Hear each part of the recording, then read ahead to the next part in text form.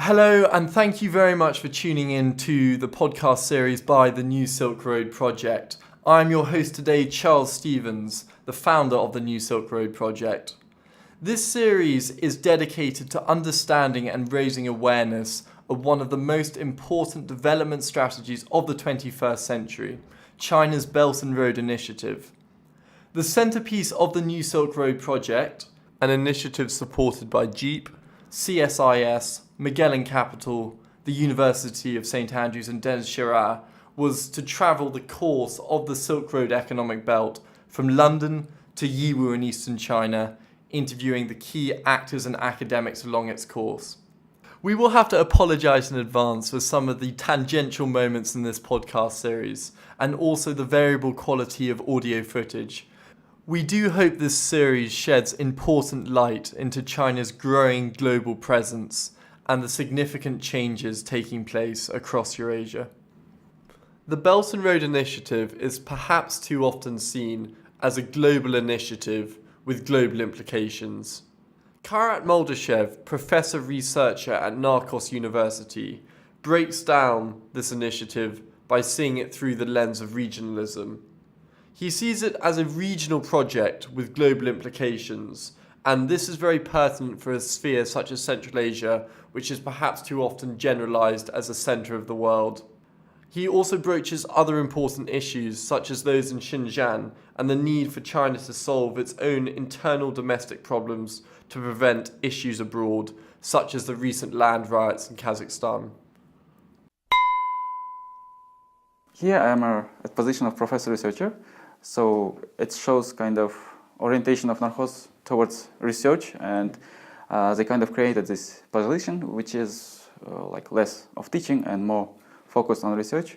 I have around maybe 3 to 4 hours of teaching like a week, so one course per semester, so which allows me to do more of research. Actually, I'm working in two areas. One is political economy of regionalisms. I think you found this chapter, which we published with John on the Belt and Road Initiative and how can we conceptualize it through regionalism theories. So this is one area, and second area I'm working on the research methodology, like research environment in Kazakhstan. So we have these policies towards internationalization of research. Our academicians have to publish international journals, and they have to collaborate in order to get some funding. And also it creates some responses from academia, not always embracing these policies, but resisting or sometimes gaming. So this is also my second area of research. And we all very much enjoyed your chapter on regionalism, and it highlighted some very important points, and one of them was interstate partnership. How important do you see this as being for the success of the Belt and Road Initiative in Central Asia? If we think of Belt and Road Initiative, I think it's not that like China is creating it and going to fund it, but it's more like a call for proposal. Yeah, China kind of issued this call and waiting for proposals from other states, including Central Asian states, in order to cooperate to start some partnerships. So it's also not like very much interstate project. It's I don't think it's a non-state actors or somehow some third sector is involved, but purely state-led initiative. And of course, as I pointed, China is not going to finance everything. So in case of Kazakhstan, let's say we had previously a project which is Nurlazhol, and then China had this Belt and Road Initiative, and now we can find that there are many common points, and these two projects are now kind of together, working together, implementing these two. And now the Belt and Road Initiative consists of more than 68 countries, I think I'm right, 5 in Central Asia. How can it help to maintain its cohesion and partnership, given the overall framework of the Belt and Road Initiative, given its scope? I think China somehow is dividing this geography, the big geography, into certain parts. Like one is a maritime route, another one is Silk Road Initiative, and also within the Silk Road Initiative, there is some Central Asian part of it. There is also Central Europe, Central and East Europe part of this. So I think there are certain regions which are of primary importance for China, and they're working with these regions on separate base to some extent. Of course, there is some coherence as a global project, but it has some regional orientation. So China is working with certain, we can say, regions in order to implement this project. And something that you've mentioned in your research was the preceding US C5+1 initiative. Do you see any parallels between that initiative and also the 16+1 in the CE region? US initiative, I think it's a bit different in terms that it's trying to go out of Afghanistan and involve Central Asia partially to solve certain problems there. So it's a C+1. But when it comes to China and Central and Eastern Europe initiative, it's more like China, Central Asia, and its connectivity. For example, when we talk about trains going from West China to West Europe, nowadays there is some agreement between China, Kazakhstan, Russia, Belarus on speed of these trains. Like there is certain agreement on 1,000 kilometers per day. And nowadays these partners are trying to maintain this speed because it should be very fast in order to compete with the maritime routes. But one of the problematic points here is dry ports in Poland. So China also needs this involvement of Central and Eastern Europe countries in order to connect, for example, West China to West Europe. I think it's part of connectivity, but it's in the US side, it's a bit different. Yeah, it's a bit different. And what role does regionalism play in helping to explain the Belt and Road Initiative? Why is it a better way of looking at it than taking a geopolitical or interstate perspective per se? Yeah, even though the Belt and Road Initiative has global implications, but still it's a regional project. Yeah, it has some, like mostly Eurasian, we can say. Of course, there are some other countries, African countries might be involved when it comes to maritime routes, but still it's more like continental Eurasian project. And regional theories allow for more flexibility in understanding it, especially you can not only looking from this zero-sum perspective or geopolitical perspective, but you can adapt some construction. Let's say we have this new regionalism theories, we have some critical constructivist theories there, and we can say that China and also some partners are constructing a region to some extent through this initiative. And regionalism theories, to this extent, help to understand, because it's a regional level still, not global or national level. And do you see China and Central Asia belonging to the same region or different regions? Oh, answering this question, you need to first define what is region, let's say. Here we are doing these Central Asian studies, let's say, we're discussing what is Central Asia, because there are different definitions of it. American scholars usually define it as post-Soviet countries, let's say Kazakhstan, Uzbekistan, Kyrgyzstan, Turkmenistan, Tajikistan, but plus Mongolia, Afghanistan, West China, and some part of Iran, for example. So we don't know even what is Central Asia in our case. And when it comes to how, like, if you put China and Central Asia together, how should we name it?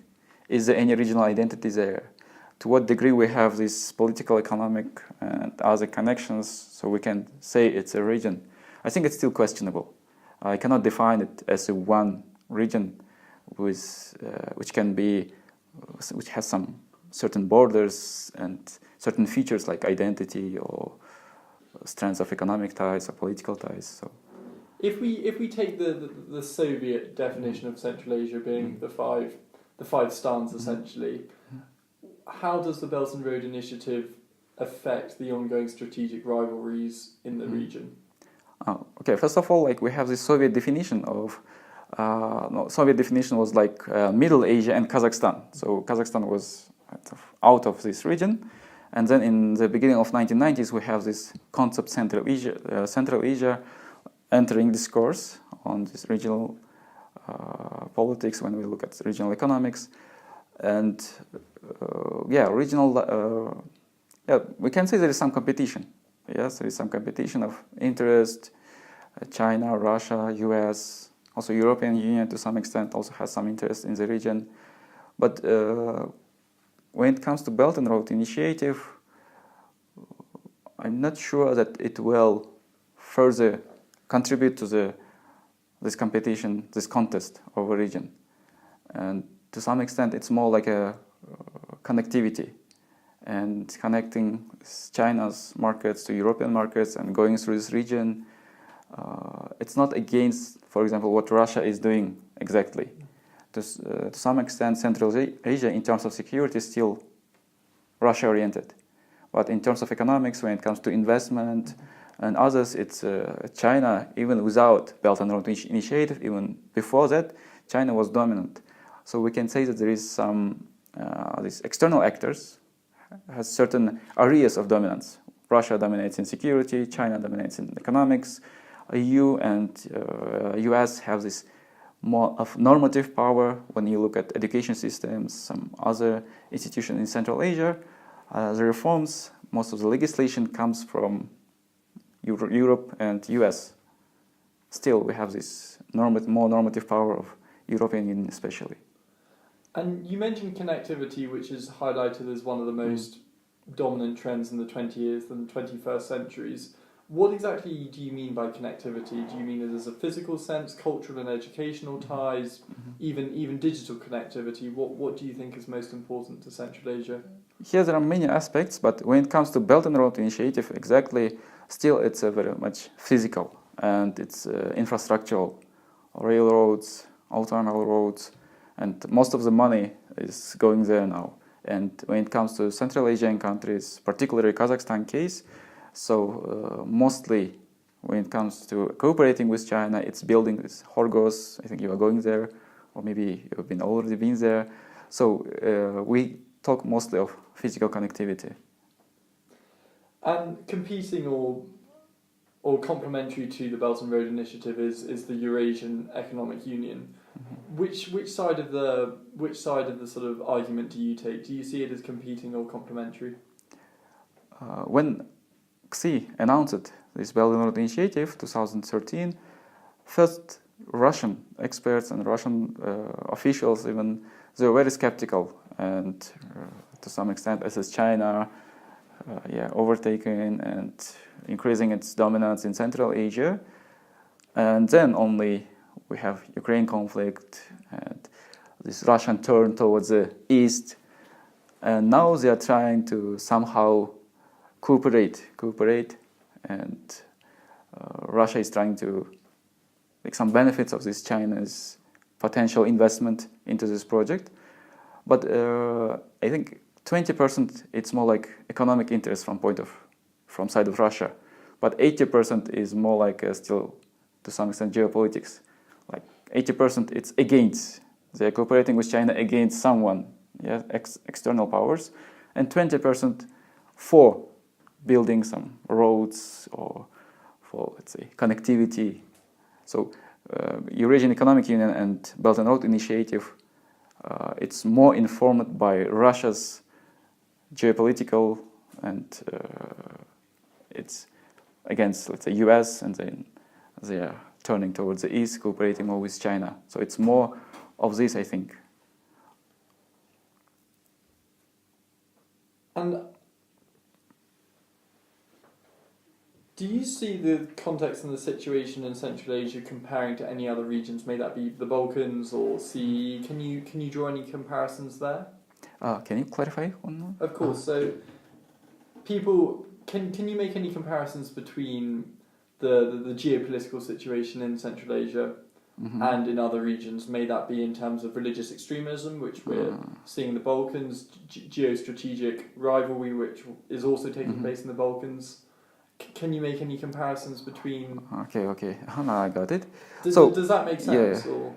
No, I think it's not, because in Central Asia, first of all, when we talk about Central Asia, even we live here and doing some Central Asian studies, it's not very much important, let's say, for US or Europe as a region, like as a geography.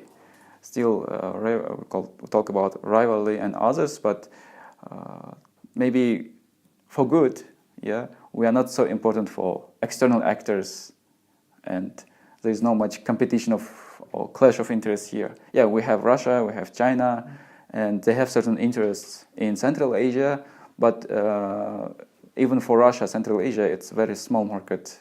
Even we have such certain resources, Russia has these resources, so it's not of like situation like in the Balkans or maybe some other, like in Afghanistan, it was the borderlands, yeah, between this communism and US-led order, so these countries suffered a lot. But here in Central Asia, I don't think we have this problem of competing powers for very strategic region. We don't have this strategic importance for those powers, which is, I think, to some extent is good for region. So it sounds like you don't subscribe to something like Mackinder's Heartland theory, which sees Central Asia as the sort of center of the supercontinent. No, of course, if you look at it from geographical point of view, you have to measure still, but the borders of Eurasia, it's very difficult to find a center, geographical center. But in terms of politics, in terms of economics, in terms of resources, we are not the center. We are not the center, and I don't subscribe this theory. Not at all. Maybe there is some truth in that. There are some certain parts of it, which, but in general, no, we are not the center, and this is one. It's for benefit of Central Asia, not being at this center. Can you? And you've mentioned different facets of what could be defined as a center, but if there could be one center at the moment, what would you see that being? It's a China, let's say, as a economic powerhouse. It's a China. When you look at the norms and like it's a Europe. When you look at maybe some other dimensions, like if it's resources, it's a Russia to some extent, or Iran, for example, where resources are allocated mostly, natural resources, but not Central Asia, not Central Asia. And if we can turn a little bit more back specifically to the Belt and Road Initiative, what is the relevance of it being called an initiative rather than a strategy or a project per se? I think it was very important for Chinese officials to emphasize that it's not a project, it's just an initiative. Like as we talked in the very beginning, like it's a call for proposals. Yeah, like it's not saying that, yeah, we are starting a conference and we will pay all fees for all attendance. So that's why you call it initiative to some extent. Like it has, I can say, two aspects why they call it initiative. First, it's a more economic, and the second is more identity related.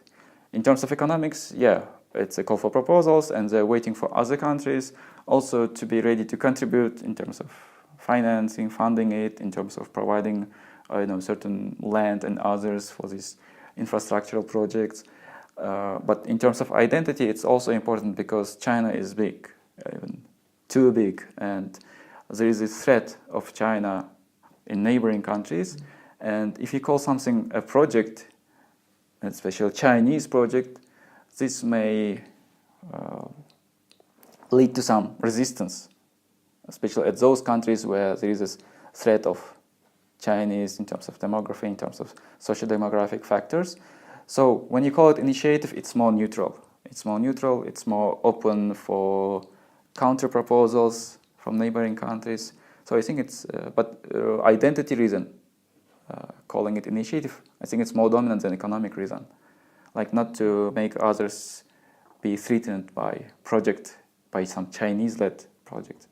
So are you saying by that you don't believe there's any geopolitical element to the Belt and Road Initiative?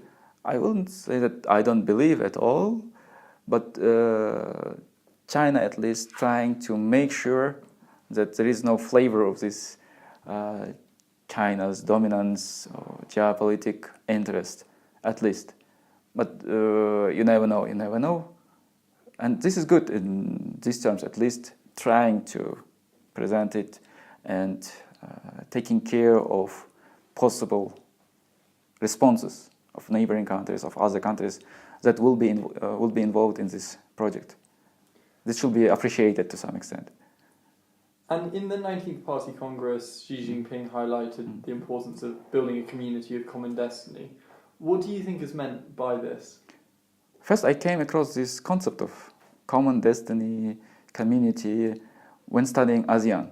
Long before Xi announced it. I think the Chinese officials started to use it very extensively starting from the end of 2000, and now it's repeating.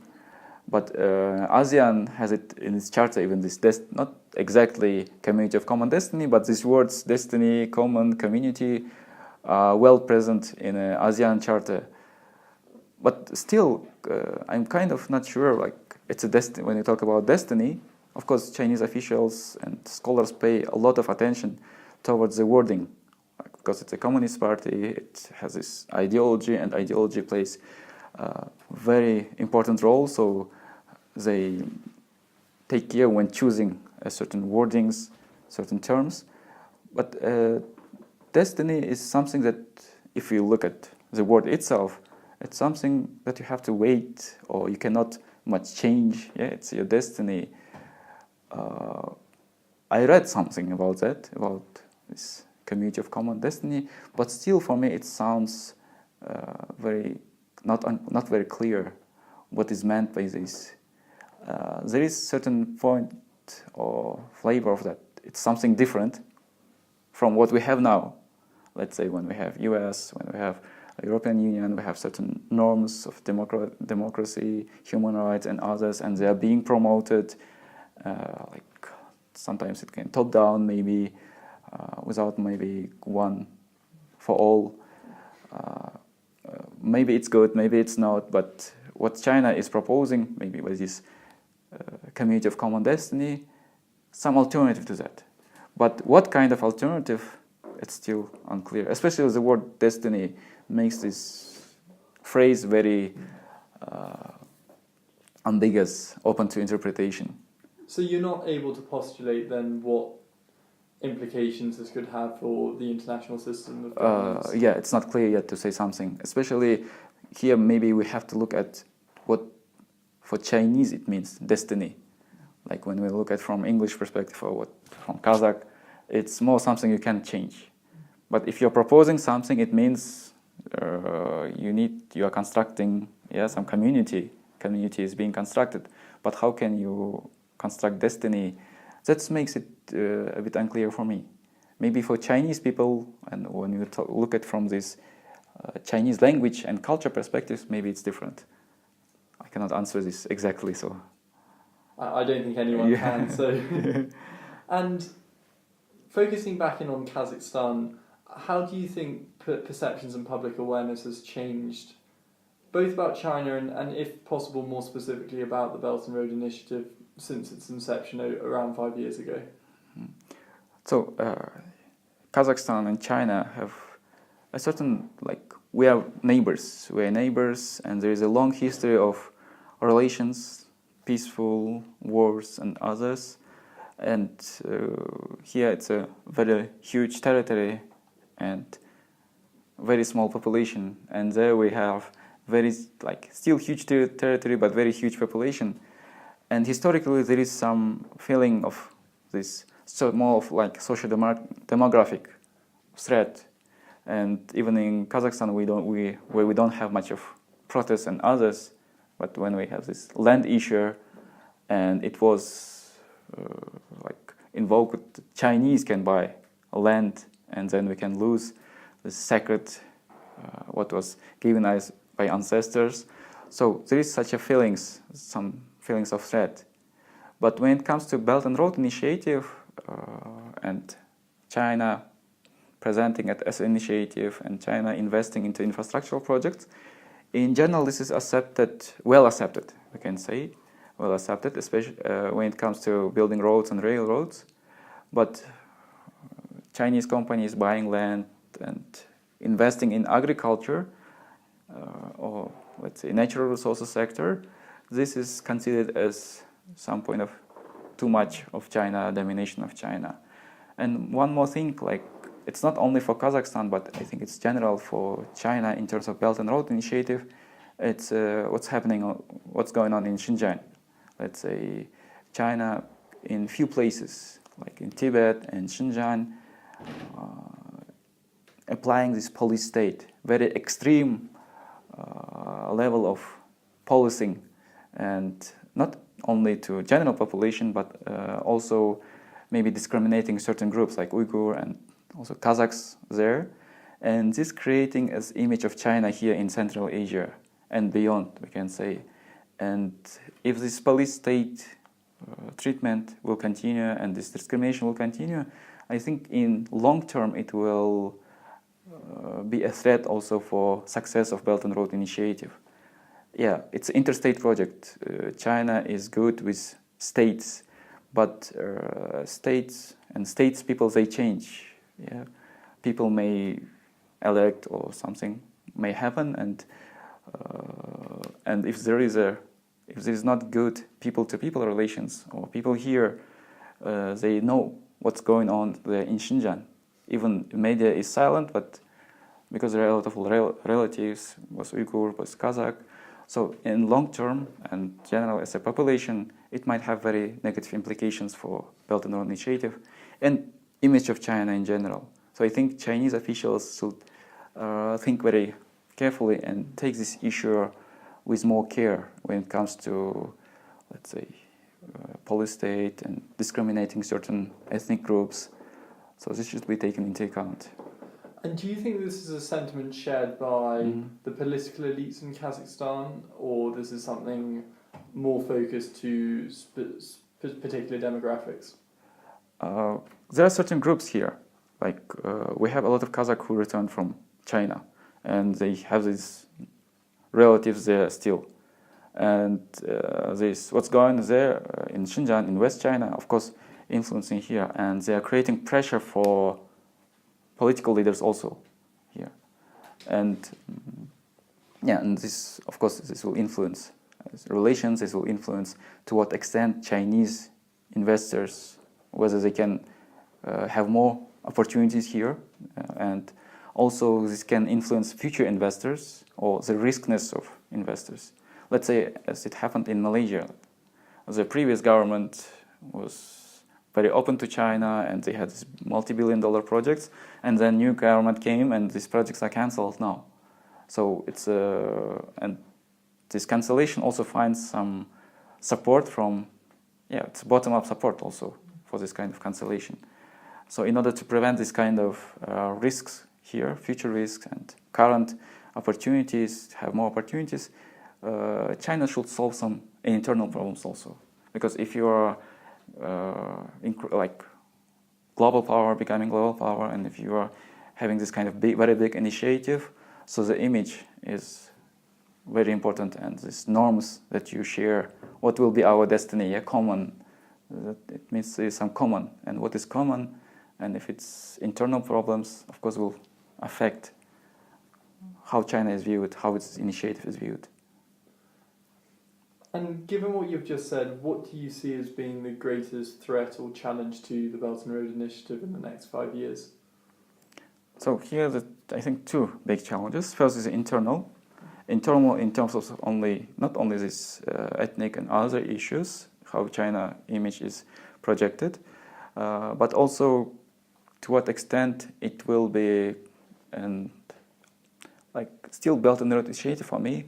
And in many countries, when it comes to Russia, Eurasian Initiative, in many other countries, this initiative are started mostly for domestic public. Yeah, there is a new leader coming, and in order to grasp this power, this new leader usually starts a big global project, and to get support. And this is a Xi project, Xi's projects, and he started that. And there's one challenge is that whether he himself and those near him will support this project in the future, and especially in terms of finances, in terms of funding. China now is facing some economic problems. There is some turbulence there still, especially in financial markets. Now this trade war with United States. So, but initially these projects come with very very high promises, and funds are allocated. And if there is certain delays, this Belt and Road Initiative may become something like just ink on paper. I think that's the biggest challenge. And if you were going to summarize the Belt and Road Initiative in one word, what is that word for you? Connectivity. I would say it's connectivity. For us, it's like when it comes to Central Asia, particularly, the greatest period of Central Asia is when the Silk Road was working. It was in a very was one of the main routes, and we have the cities, Otrar, Samarkand, Bukhara, and many other Talas, many other cities that prospered when the trade was on its high, and this place was a main trade route. So, and still this Silk Road is associated with something glorious past, we can say. So for Central Asian, again, it's connectivity. It's not a Chinese investment and other things, but it's more of these infrastructural projects, and more trains and goods are being transported. And of course, for landlocked countries, Uzbekistan, Kazakhstan, for all of that, it's of, I think, primary importance, connectivity.